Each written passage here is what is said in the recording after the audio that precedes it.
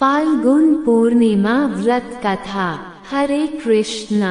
आप सभी को फाल्गुन पूर्णिमा की हार्दिक शुभकामनाएं। फाल्गुन पूर्णिमा पर विष्णु एवं लक्ष्मी जी की पूजा व्रत आदि करने का जितना महत्व है उतना ही महत्व इस दिन फाल्गुन पूर्णिमा की पौराणिक कथा सुनने का है। मान्यता है कि ये कथा सुनने से यश, कीर्ति, धन धान्य और संतान सुख प्राप्त होता है तथा मरणोपरांत वैकुंठ धाम की प्राप्ति होती है। पूर्णिमा तिथि पर पवित्र नदी में स्नान करने के बाद विधि विधान से भगवान विष्णु, माता लक्ष्मी जी और अपने आराध्य देवी देवताओं का पूजन करके व्रत की कथा का श्रवण करने से कई जन्मों के पाप नष्ट हो जाते हैं। पूर्णिमा कथा सुनने से पहले सुनिए लक्ष्मी माता की दिव्य कथा।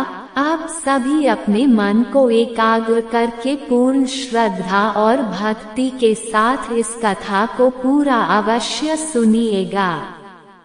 एक बार एक ब्राह्मण देवता थे। वो रोज पीपल पर जल चढ़ाते थे। पूर्णिमा को उपवास रखते थे। जब भी वे पीपल में जल चढ़ाते तो पीपल में से एक लड़की की आवाज आती। कहती, पिताजी मैं तुम्हारे साथ चलूंगी। ये सुनकर ब्राह्मण देवता सूखने लगे तो ब्राह्मणी एक दिन बोली, क्यों सूखे जा रहे हो? ब्राह्मण देवता ने कहा, अरे भाग्यवान, मैं जब पीपल में जल चढ़ाता हूँ तो वहाँ से एक लड़की कहती है कि पिताजी मैं तुम्हारे साथ चलूंगी। सुनकर ब्राह्मणी बोली, तो फिर कल ले आना। हमारी तो 6 लड़कियां हैं, वही 7वीं और सही। दूसरे दिन ब्राह्मण देवता उस लड़की को अपने साथ अपने घर ले गया। उस दिन जब वह आटा मांगने गए तो उन्हें थैला भर भर कर आटा मिला। घर आकर उसने आटे से भरा थैला ब्राह्मणी को दे दिया तो ब्राह्मणी आटा छानने लगी तो वह लड़की बोली, माँ मैं छानूंगी आटा। ब्राह्मणी बोली, ना बेटी, पावनी बेटी, धोली धोली हो जाएगी, तू ना छान आटा। लेकिन लड़की नहीं मानी और उसने आटा छाना तो परात भर गई। फिर ब्राह्मणी खाना बनाने लगी। तभी वह लड़की बोली, माँ मैं बनाऊंगी। तो माँ बोली, ना बेटा, तेरी उंगली जल जाएगी। लड़की नहीं मानी और बोली, ना भोजन तो मैं ही बनाऊंगी। अब वह रसोई में गई तो 36 तरह के भोजन बनाए। सबको पेट भर भर कर खिला दिया और दिन तो भूखे रहते थे। उस दिन सभी ने पेट भर कर खाया। कुछ समय बाद ब्राह्मणी का भाई आया। कहने लगा, जी मुझे तो भूख लगी है, रोटी खाऊंगा। सुनकर ब्राह्मणी सूखने लगी कि सब ने तो खा लिया, अब कहाँ से खिलाऊंगी? तो वह बेटी बोली, माँ क्या बात है? माँ बोली, तेरा मामा आया है, रोटी खाएगा। सुनकर लड़की रसोई में गई और 36 तरह के फिर भोजन बनाए और लाकर मामा को जमा दिया। भाई अपनी बहन से कहने लगा, जी ऐसा भोजन तो कभी ना खाया जैसा आज खाया है। माँ बोली, तेरी ही पावनी भांजी है, उसी ने बनाया है। मामा पेट भर कर खाकर चला गया। शाम हुई तो वह लड़की बोली, माँ चौका लगा के चौक का दिया जला देना, आज मैं कोठे में सोऊंगी। माँ बोली, ना बेटी तू डर जाएगी, कोठे में तू मत सो, मैं कोठे में सोऊंगी। लड़की बोली, ना माँ जी, कोठे में तो मैं ही सोऊंगी। और जाकर वह कोठे में सो गई। आंधी रात को लड़की उठी और चारों तरफ आंख घुमा कर देखने लगी तो चारों तरफ धन ही धन हो गया। फिर वह जाने लगी तो बाहर बूढ़े ब्राह्मण देवता सो रहे थे। लड़की को जाता देखकर बोले, बेटी तू कहाँ चली? तो वह बोली, मैं तो लक्ष्मी माता हूँ। तुम्हारे तो 6 बेटियां हैं, इसीलिए तुम्हारी दरिद्रता दूर करने आई थी। ऐसा कहकर वह लड़की तो चली गई। सवेरे उठकर सभी लोग उन्हें ढूंढने लगे। पावनी बेटी कहाँ गई? पावनी बेटी कहाँ गई? तो वह ब्राह्मण देवता बोले, वो तो लक्ष्मी माता थी, तुम्हारे साथ साथ मेरी भी दरिद्रता दूर कर गई। जैसे लक्ष्मी माता ने उन ब्राह्मण देवता की दरिद्रता दूर करी, वैसे ही सबकी करना है लक्ष्मी माता। इस कथा को कहते सुनते और ओंकारा भरते सभी के घर धन के सुख के भंडार भरना। प्रेम से बोलिए लक्ष्मी माता की जय। अब सुनिए फाल्गुन पूर्णिमा व्रत की कथा। महर्षि कश्यप की पत्नी एवं दक्ष पुत्री दिति के गर्भ से हिरण्यकश्यप और हिरण्याक्ष का जन्म हुआ। दोनों ही महाबलशाली थे। फलस्वरूप देवताओं को पराजित करके दोनों भाइयों ने स्वर्ग पर अपना अधिकार कर लिया। उनके अत्याचार से देवलोक में हाहाकार मच गया। अतः भगवान विष्णु ने वराह अवतार लेकर हिरण्याक्ष का वध कर दिया। अपने भाई की मृत्यु से क्रुद्ध हिरण्यकश्यप भगवान विष्णु को अपना शत्रु मान बैठा और उनसे प्रतिशोध लेने के लिए भगवान ब्रह्मा की तपस्या करने लगा। उधर हिरण्यकश्यप की अनुपस्थिति में देवताओं ने दैत्यों पर आक्रमण कर दिया और स्वर्ग पर पुनः अपना अधिकार प्राप्त किया।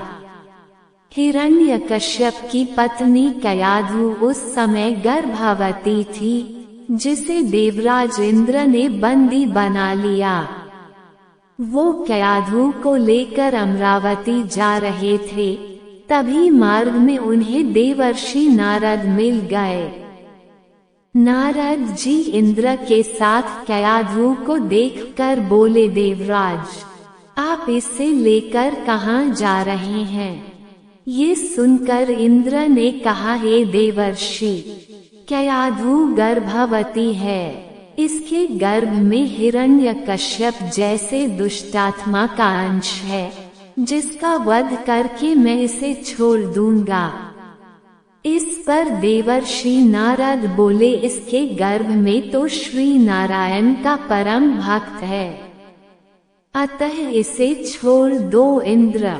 नारद मुनि की ये बात सुनकर देवराज ने कयाधु को छोड़ दिया।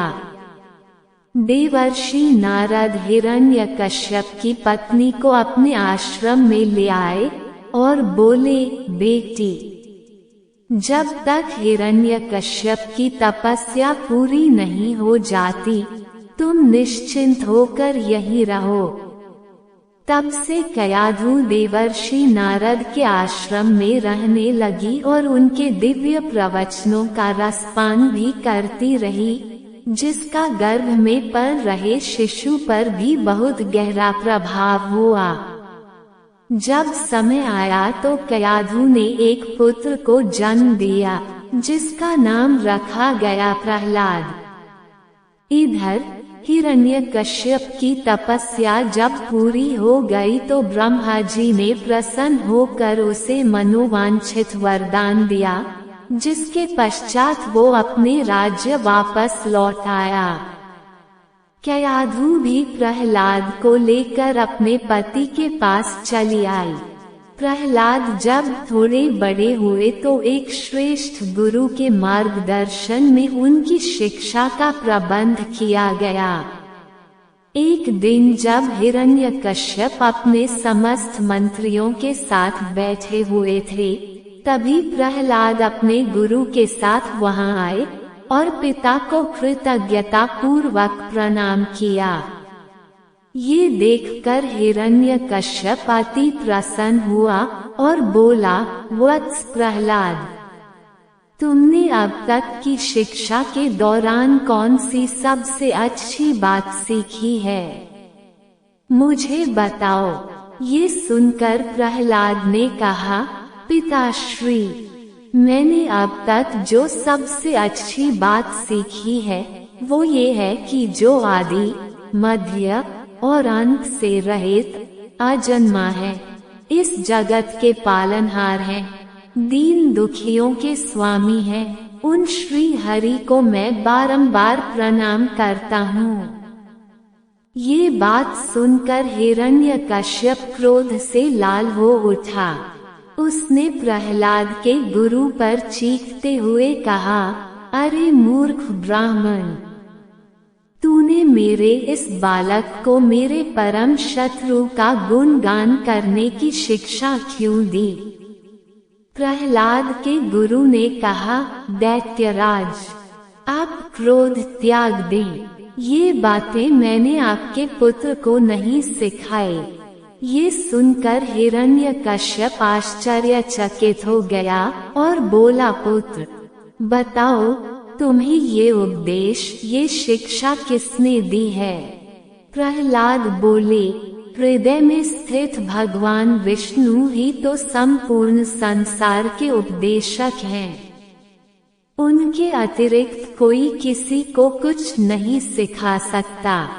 ये सुनकर हिरण्यकश्यप क्रोध से पागल हो उठा और बोला, अरे मूर्ख, मेरे सामने ये विष्णु कौन है?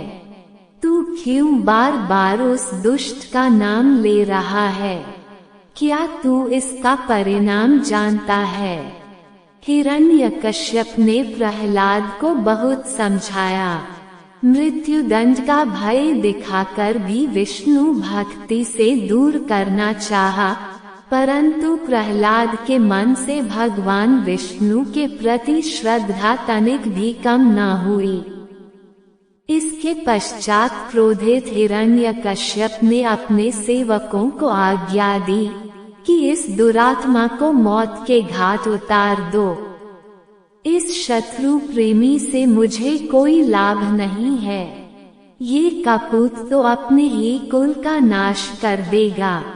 दैत्यराज हिरण्यकश्यप की आज्ञा अनुसार उसके सैनिकों ने प्रहलाद पर तरह तरह के अत्याचार किए और उन्हें मारने का प्रयास किया, परंतु हरि कृपा के कारण वो सब प्रहलाद का बाल भी बांका करने में असमर्थ रहे। हिरण्यकश्यप ये सब देखकर बहुत क्रोधित हुआ। अंततः उसने अपनी बहन होलिका को आदेश दिया कि वो प्रहलाद को गोद में लेकर अग्नि में बैठ जाए, क्योंकि होलिका को ये वरदान प्राप्त था कि अग्नि से उससे कोई हानि नहीं होगी। अपने भ्राता का आदेश मानकर होलिका भक्त प्रहलाद को अपनी गोद में लेकर अग्नि में बैठ गई। उस समय प्रहलाद हाथ जोड़कर आंखें बंद कर निरंतर प्रभु ध्यान में मग्न रहे और नारायण नारायण का जप करते रहे। हरि कृपा के फलस्वरूप प्रहलाद अग्नि में बैठकर भी सकुशल बच गए, किंतु होलिका उसी आग में जलकर भस्म हो गई। ये थी आज की कथा। उम्मीद है आपको कथा पसंद आई होगी। वीडियो को लाइक जरूर कीजिएगा और कमेंट बॉक्स में जय माता दी जरूर लिखें। कल फिर मिलते हैं एक नई वीडियो के साथ, तब तक राधे राधे।